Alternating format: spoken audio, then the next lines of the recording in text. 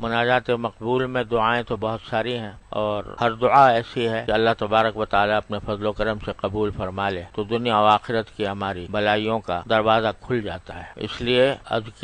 ادعیہ مسنونہ جو رسول کریم سرور عالم صلی اللہ علیہ وسلم نے مانگی اور جو قرآن کریم نے تلقین فرمائی، ان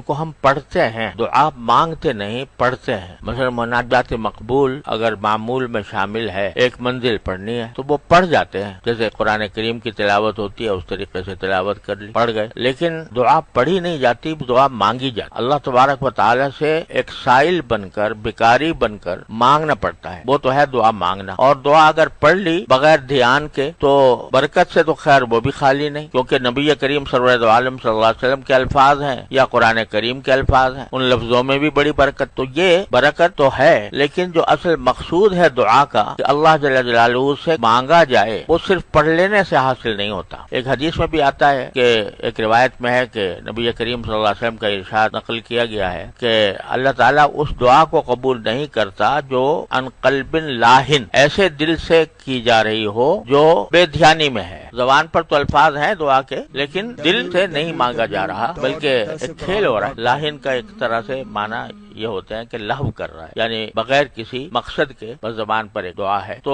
وہ قبول نہیں ہوتا، اگرچہ الفاظ میں جو برکت ہے وہ حاصل ہو جائے، کیونکہ سرکار دو عالم صلی اللہ علیہ وسلم کے قلب مبارک پر جو چیز بھی وارد ہوئی اور آپ کے زبان مبارک سے جو چیز نکلی، ما ينطق عن الهوى ان هو الا وحی یوحی، جو بات بھی آپ کی زبان مبارک سے نکلتی ہے وہ محض کسی خواہش کی بنا پر نہیں ہوتی، وحی ہوتی، لہذا اس میں بذات خود برکت۔ لیکن جو مقصود ہے دعا کا کہ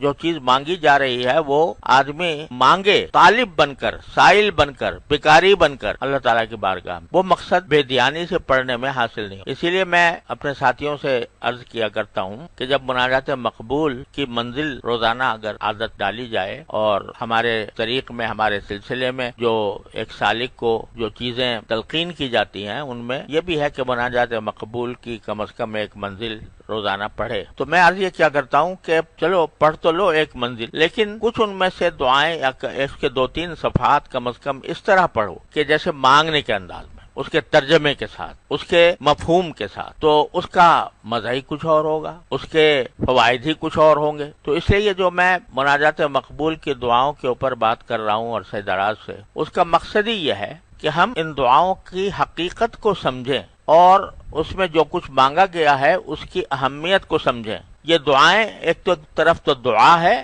اور ساتھ ساتھ تعلیم و تربیت بھی ہے، اس کے ایک ایک لفظ میں ہمارے لیے تربیت کا سامان